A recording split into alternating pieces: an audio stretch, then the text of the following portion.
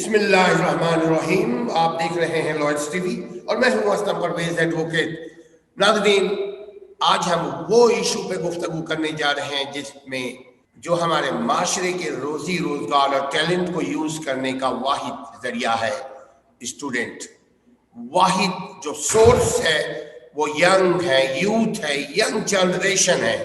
Young generation کے لیے ضروری ہے کہ وہ جو ہی جوان ہو کہیں نہ کہیں روٹی روزگار سے لگ جائیں، چونکہ اس وقت تک معاشرہ، ملک، ریاست، قوم، قبیلہ، فرد ترقی نہیں کر سکتا جب تک کہ پیسے آنے کا ان کے پاس صحیح ذرائع سے بندوبست نہ ہو. آج ہم اسی سلسلے میں گفتگو کرنے کے لیے دو اسٹوڈنٹس ہیں جو ابھی تازہ یونیورسٹی سے فارغ ہوئے ہیں. ایک غالباً کراچی یونیورسٹی NED سے یا کراچی یونیورسٹی سے، دوسرے ایک ادر یونیورسٹی سے.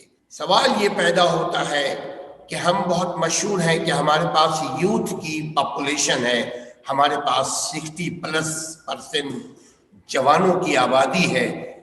ہمارا ایک سوال ہے ان دونوں سے اور ان جیسے لاکھوں نوجوانوں سے اور ان کے والدین سے کہ یہ جب مدرسے سے، اسکول سے، کالج سے، یونیورسٹی سے اپنی تعلیم کو مکمل کر کے نکلتے ہیں، ان بٹوین تعلیم ان کے پاس خواب ہوتی ہے. یہ خواب دیکھتے ہیں، یہ سوچتے ہیں، اپنے مستقبل کے لیے بڑا روشن سوچ ہوتی ہے ان کے دل و دماغ میں. اسی لیے یہ پڑھتے ہیں دل لگا کر کے، من لگا کر کے، تن لگا کر کے، پیسے لگا کر کے، والدین کے ارمانوں کے ساتھ یہ پڑھتے ہیں، اپنے خوابوں کو بنتے ہیں ان تعلیم میں.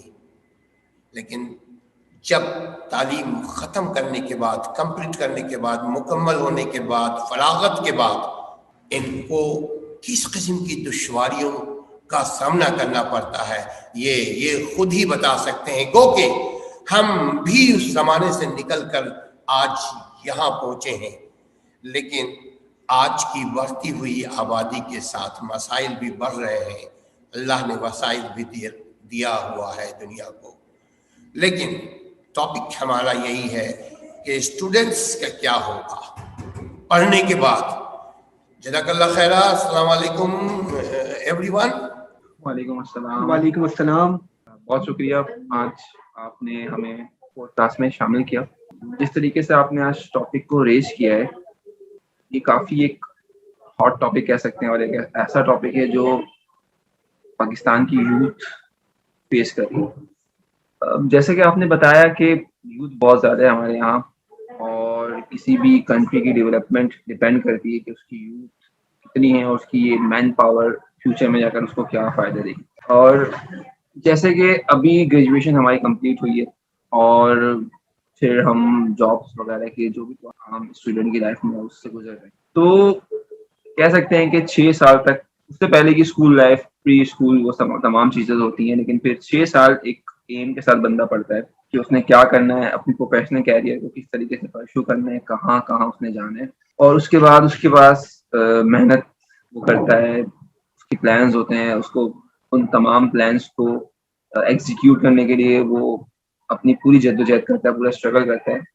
پھر جب وہ اس فیز سے نکل جاتا ہے، وہ پاس ہو جاتا ہے اور وہ ڈگری اس کے پاس آ جاتی ہے، تو جب وہ، میں کراچی کی بات کر رہا ہوں، کہ جاب مارکیٹ کے اندر اپنے آپ کو انٹروڈیوس کرواتا ہے، جاتا ہے، اس کو پتہ چلتا ہے کہ جتنی بھی گورنمنٹ جابز ہیں، یہ تھوڑا سا شاید ہو سکتا ہے کہ کنٹروورشل بات ہو، بٹ یہ تلخ حقیقت ہے کہ جتنی بھی گورنمنٹ جاب ہے کراچی کے اندر 95% کیپچرڈ ہیں سندھ گورنمنٹ کی طرف سے یا ان تمام لوگوں کی طرف سے جن کے پاس سورسز ہیں، ان کے پاس پہو ہیں.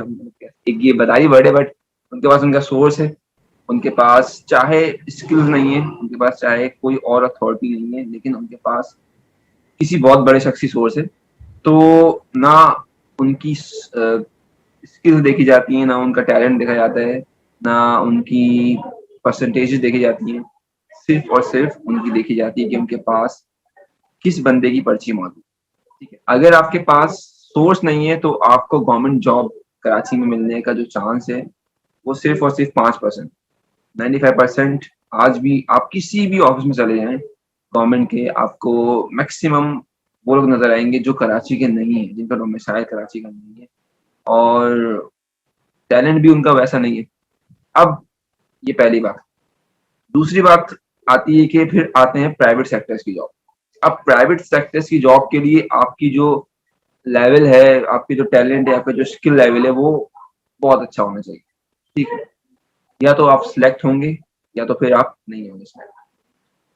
پھر ہم جس ایرا میں گریجویٹ ہوئے, ہم جس ایرا میں یونیورسٹی سے نکلے, وہ چل رہا تھا پینڈیمک کا ایرا, یعنی کہ تمام چیزیں بند تھیں, کمپنیز ہائرنگ نہیں کرتی تھی, کمپنیز فائرنگ کر رہی تھی, یعنی اپنے جو پہلے سے موجود لوگ تھے ان کو نکال رہے تھے. تو یہ بھی ایک بہت ٹف پیریڈ ہے, ابھی بھی چل ہی رہا ہے, کیونکہ لاک ڈاؤن کبھی لگتا ہے کبھی نہیں لگتا, اور اچانک سے تمام چیزیں ٹھیک ہو رہی ہوتی ہیں, پھر اچانک سے دوبارہ سے تمام چیزیں بند ہو جاتی ہیں. تو اس تمام چیزوں کو دیکھنا, پھر جیسے کہ آپ کو نوکری بھی, آپ نے شروع میں ہم اسلم سے بات کر رہے تھے اسی چیز پہ پوڈ کاسٹ سے پہلے, کہ ہمیں ایک اس فیز میں ہمیں نوکری بھی چاہیے ہوتی ہے, اور پھر آپ دوسری چیزوں کو دیکھ رہتے ہیں, چھوکری بھی دیکھ رہے ہیں, جیسے کہ آن لائٹر نوٹ کہ آپ کو آپ فیوچر کی پلاننگ کر رہے ہوتے ہیں, آپ کو یہ چیزیں کرنی ہے, آپ کو اپنے گھر کو سپورٹ کرنا ہے, آپ کو اپنی پرسنل لائف بنانی ہے, آپ کو اپنی پروفیشنل لائف بنانی ہے.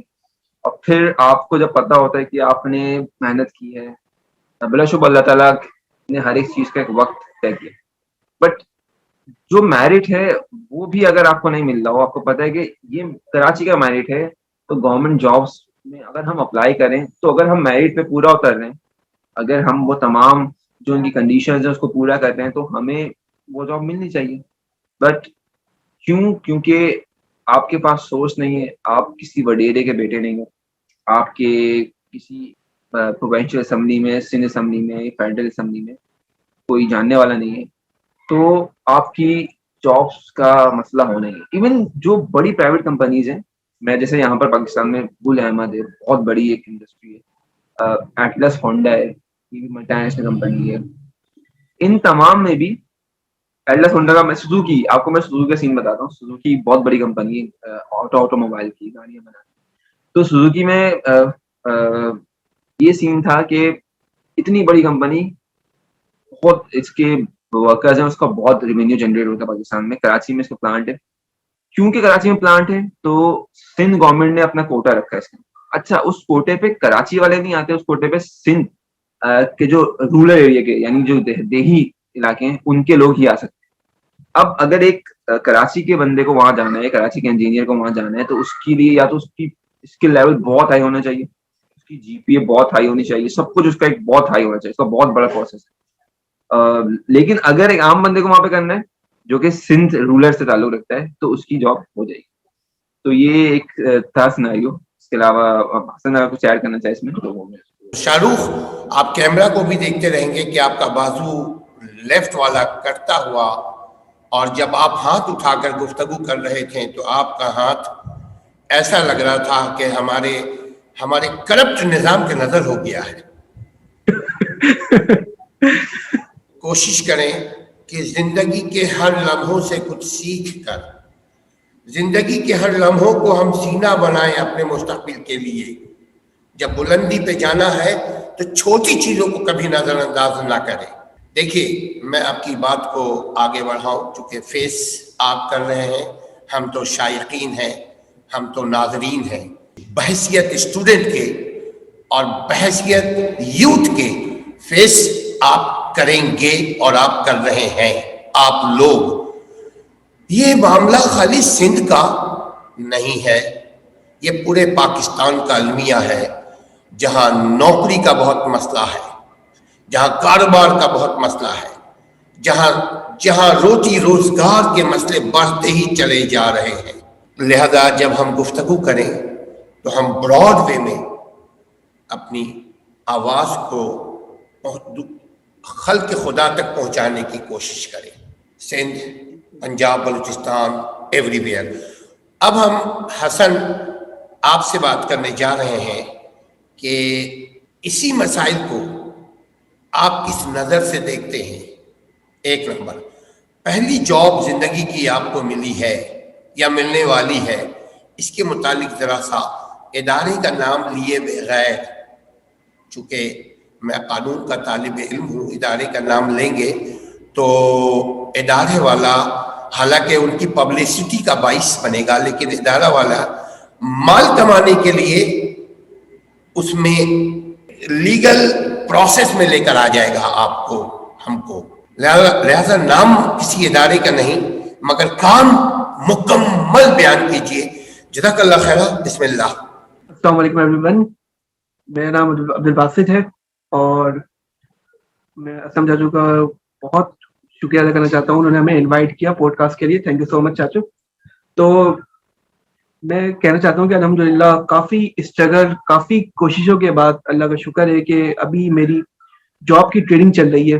آپ سب سے میری گزارش بھی ہے، آپ سب پلیز پلے کریں کہ ان شاء اللہ تعالیٰ جاب میری کنفرم ہو جائے. تو ابھی میں نے کافی میں نے اسٹرگل کی ہے، ٹریننگ کی ہے. اس کے بعد الحمدللہ ابھی میری جاب کی سلیکشن نہیں ہوئی، ابھی میں ٹریننگ میں ہوں. تو ابھی بھی میں کافی اسٹرگل کر رہا ہوں، کوئزز دے رہا ہوں، کوئزز اٹینڈ کر رہا ہوں، اور بھی اس کے لیے مارکس چاہیے ہوتے ہیں. اگر مارکس میرے کمپلیٹ ہوں گے تو اگر میرے مارکس کمپلیٹ ہوں گے کوئزز میں تو پھر میں جاب کے لیے سلیکٹ ہو سکتا ہوں. تو یہ کافی بڑا مرحلہ ہوتا ہے. ایک بندہ، ایک بچہ، وہ بچپن سے اس کے والدین، اس کے پیرنٹس اس کو اسٹرگل کرتے ہیں، کوشش کرواتے ہیں کہ وہ اس قابل بنے. تقریباً 16 ایئرس اگر ہم دیکھیں بچپن سے گریجویشن تک کی 16 ایئرس تقریباً ہوتے ہیں پاکستان میں. تو اس حوالے سے 16 ایئرس میں ایک بچہ گریجویٹ ہوتا ہے، اس قابل ہوتا ہے کہ وہ کہیں کچھ جاب کرے یا کہیں اپلائی کرے. اس کے باوجود بھی ہم دیکھتے ہیں کہ ایسے سین ہے یہاں پر کراچی میں، پاکستان میں، کہ 80% بچوں کو روزگار نہیں ملا، جاب نہیں ملی ہے، اویلیبل نہیں ہے جاب یہاں پر. تو وہ بیچارے بتائیں وہ کیا کریں گے، وہ اس کے پیرنٹس، ان کے پیرنٹس کیا کریں. وہ بچے کافی ڈسہارٹ ہوتے ہیں کہ انہوں نے اتنی اسٹرگل کری تھی، محنت کری، اس کے باوجود بھی جابس نہیں ملی ان کو. ہاں مانا کہ ان کی بھی کچھ اسکلس کی کمی ہوتی ہے، ہم پورا ان پہ بلیم نہیں کر سکتے، لیکن کچھ ان پہ بھی ان کی کمی ہے اسکلس کی. وہ اسکلس ڈیولپ نہیں کر پاتے، اپنی اسکلس کو اپڈیٹ نہیں کر پاتے، جس کی وجہ سے ان کو جابس میں کافی مشکلات ہوتی ہیں. لیکن ایسا بھی نہیں ہے کہ اگر ایک بچہ گریجویٹ ہو رہا ہے اس کے بعد جاب نہ ملے. تو یہ کیونکہ یہ ان کے جو والدین پیرنٹس ہوتے ہیں کافی مشکلوں، محنت اور مشقت کے بعد انہیں پڑھایا ہوتا ہے، کافی انہوں نے محنت کی ہوتی ہے. اس کے بعد بچے کو پڑھاتے ہیں، بچے اس قابل بنتے ہیں، لیکن جاب نہ ہو تو آپ سوچ سکتے ہیں کہ کیا حال ہوگا ان کا. اور ابھی ریسنٹلی ایسی پینڈیمک پوزیشن چل رہی ہے، ایسی پینڈیمک صورتحال ہے، اس میں تو جاب نہ ہونے کے برابر ہے. اگر میں کہوں کہ 100 میں سے 90% لوگ کے پاس جاب ہے ہی نہیں، بے روزگار ہے. اور کتنے بچوں کو یہ پروموٹ کر رہے ہیں، ابھی جو آن لائن پیپرز چل رہے ہیں 9, 10, 1st, 2nd ایئرس کے، ان کتنوں کو یہ پروموٹ کر رہے ہیں. اس کے بعد کہ کتنے انجینئرس، ڈاکٹرس نکالیں گے، کتنوں کو یہ انجینئرس بنائیں گے، ڈاکٹرس بنائیں گے، اور کتنوں کو بھی جاب دیں گے. تو یہ سب سے مین ایشو ہے کہ سارے بچے پروموٹ ہو رہے ہیں لیکن جاب تو پاکستان میں اویلیبل ہے ہی نہیں.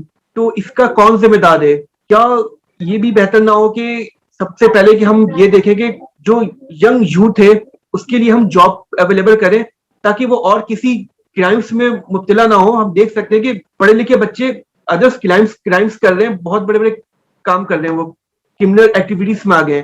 تو اگر ان کے لیے اگر کوئی جاب مہیا کی جائے گورنمنٹ کی طرف سے تو وہ ان کا ایک روزگار بنے گا، وہ بے روزگار نہیں ہوں گے اور وہ ڈسہارٹ نہیں ہوگے. ان کو جو ٹینشن ہوتی ہے وہ ختم ہوگی ان کی. تو ہماری یہ ریکویسٹ بھی ہے گورنمنٹ سے کہ پلیز آپ اس کا نوٹس لیں. جتنے بھی ینگ یوتھ جو ہے، کیونکہ ہماری آئی تھنک 60 to 70% پاکستان میں ینگ یوتھ ہے، تو ان کے لیے آپ سب کو دیکھنا پڑے گا، گورنمنٹ کو دیکھنا ہوگا کہ ان کے لیے کیا کرنا ہے. یہ بہت امپورٹنٹ ہے. تو ہماری ریکویسٹ ہے گورنمنٹ سے کہ پلیز آپ اسے دیکھیں. اور شاہ رخ نے جو بات کی میں اس کو اون کرنا چاہتا ہوں کہ شاہ رخ نے کہا کہ پرائیویٹ سیکٹر میں بھی ایسا ہو رہا ہے کہ جاب اویلیبل نہیں ہے، اس میں بھی کوٹے چلتے ہیں، کوٹے سسٹم ہوتا ہے. لیکن ایک بات میں کہنا چاہوں گا، ایڈ کرنا چاہوں گا کہ پلیز آپ جو ینگ جنریشن چل رہی ہے، پلیز آپ اپنی اسکلس کو ڈیولپ کریں تاکہ آپ خود اس قابل بنیں کہ آپ کو کمپنیز بلائیں. آپ کمپنیز کے پاس نہ جائیں، کمپنیز آپ کو بلائیں کہ آپ اس قابل ہیں. تو میری آپ سب سے ریکویسٹ ہے کہ پلیز آپ دل لگا کے پڑھیں اور اپنے ملک کا اور اپنے پیرنٹس کا نام روشن کریں. جی چاچو. ناظرین، یہ تھے हमारी ये दोनों मुस्तकबिल के शहजादे, नाज़रीन हम आपसे इस सिलसिले में फीडबैक चाहेंगे, मशवरा चाहेंगे। आप ये बताइए, क्या हमारे रियासत में नौकरी के जो मसाइल हैं, हमारे रियासत में जो काम काज कारोबार के जो मसाइल हैं, क्या उसके जिम्मेदार सिर्फ गवर्नमेंट है? क्या अवाम इसके जिम्मेदार नहीं है? कैसे मैं निहायत ही मुख्तसरन आप लोगों की गोश गुजार कर दूं। वोटर कौन होते हैं नाज़रीन? क्या बड़े लोग वोटर होते हैं? ये जितने भी कानून साज लोग होते हैं, यानी MPA, MNAs, इनको कौन इलेक्ट करता है? अवाम ही करते हैं ना। ये अवाम के वोट से आते हैं, कानून साजी करते हैं, मुल्क को आसमान पे ले जाएं या पाताल में ले जाएं, ये इन्हीं का काम है। ब्यूरोक्रेट्स, टेक्नोक्रेट्स से काम यही लोग लेते हैं, हम और आप नहीं लेते। इस बात का मतलब ये है नाज़रीन कि हमें आपसे मोहब्बत है, हमें मुल्क से मोहब्बत है, हमें मिल्लत से मोहब्बत है। तो हम बात कर रहे हैं कि अवाम को एजुकेट होना पड़ेगा। मेरा हमेशा एक कहना है, knowledge is a powerful tool for successful people. अगर आप चाहते हैं कि आपके बच्चे उन मसाइल से ना गुजरें, उन मसाइल में ना रहें, उन प्रॉब्लम में ना रहें जिसमें अभी तक हैं, तो उसके लिए अवाम को अपने आप को एजुकेट करना पड़ेगा। कम अज कम उनको ये मालूम होना चाहिए कि उनका हक क्या है। कम अज कम उनको ये मालूम होना चाहिए उनका आईनी और कानूनी और अखलाकी हक क्या है और उनकी जिम्मेदारी क्या है। वोट देते वक्त इन बातों का ख्याल रखिएगा, क्योंकि वही एक आपके पास पावर है जिससे आप अपने मुस्तकबिल को सही कर सकते हैं, वरना टाइम फिश। मेरी तरफ से नेक दुआओं तमन्नाओं के साथ कि अल्लाह ताला हमारी यूथ की हिफाजत फरमाए, हमारे रियासत की हिफाजत फरमाए, हमारे मुल्क और दुनिया के यूथ की हिफाजत फरमाए। चूँकि यूथ मासूम होते हैं मेरी नज़र में, उनको माशरा क्राइम में डालता है, उनको उनके हालात क्रिमिनल बनाते हैं। क्रिमिनल में कई किस्म के क्रिमिनल हैं। एक इकोनॉमिकल क्राइसिस की वजह से भी क्राइम माशरे में और फैमिलीज में और लड़कों में और लड़कियों में पैदा होते हैं, और दूसरा है ड्रग क्राइम।